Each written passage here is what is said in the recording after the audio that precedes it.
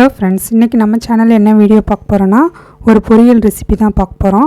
வாங்க எப்படி செய்கிறது வந்து பார்த்துடலாம். அதுக்கு ஒரு கேரட்டு, பீன்ஸு, முட்டைக்கோஸ் கட் பண்ணி வச்சுருக்கேன். இப்போ பாத்திரம் ஹீட் ஆகிடுச்சு. கொஞ்சோண்டு எண்ணெய் வந்து சேர்த்துக்கிறேன். எண்ணெய் ஹீட் ஆனதுக்கப்புறமா கொஞ்சம் கடுகு சேர்த்துக்கிறேன். கடுகு வெடித்ததுக்கப்புறமா கொஞ்சோண்டு சீரகம் சேர்த்துக்கிறேன். 3 காஞ்ச மிளகாய் சேர்த்துக்கிறேன்.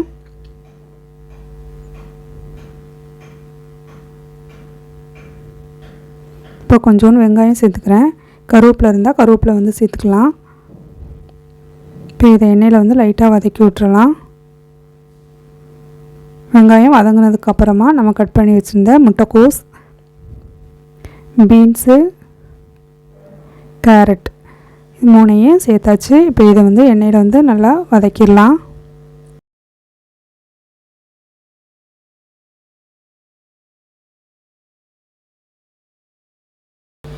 நல்லா எண்ணெயில் மிக்ஸ் பண்ணதுக்கப்புறமா மூடி போட்டு இது ஒரு 5 மினிட்ஸ்க்கு வச்சுக்கலாம். மீடியம் ஃப்ளேமில். தண்ணி எதுவும் சேர்க்க தேவையில்லை. இப்போ இது லைட்டாக கொஞ்சம் வதங்கி வந்திருக்கு. இது ஒரு தடவை மிக்ஸ் பண்ணி விட்டு கொஞ்சோண்டு இதுக்கு தேவையான அளவுக்கு உப்பு வந்து சேர்த்துடலாம்.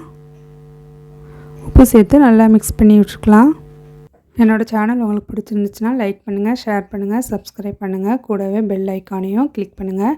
இதுக்கு தேவைன்னா நம்ம முட்டை போட்டு இதை வந்து கிண்டி விட்டுக்கலாம். காயெல்லாம் நல்லா வதங்கி வந்துருச்சு. இதுக்கு தேவைன்னா கொஞ்சோண்டு மட்டும் தண்ணி வந்து சேர்த்துக்கலாம். காய் வேகலே நினச்சோம்னா கொஞ்சோண்டு வந்து தண்ணி வந்து சேர்த்து வேக வச்சு எடுத்துக்கலாம். நான் வந்து இது லோ ஃப்ளேம்லேயே வச்சு வேக வைக்கிறேன். அதனால் தண்ணி எதுவும் சேர்க்கலை. மூடி வச்சுட்டு அப்பப்போ திறந்து நம்ம கிண்டி விட்டுருக்கணும். இப்போ காய் நல்லா வதங்கிடுச்சு. முட்டைக்கோஸ், கேரட் எல்லாமே.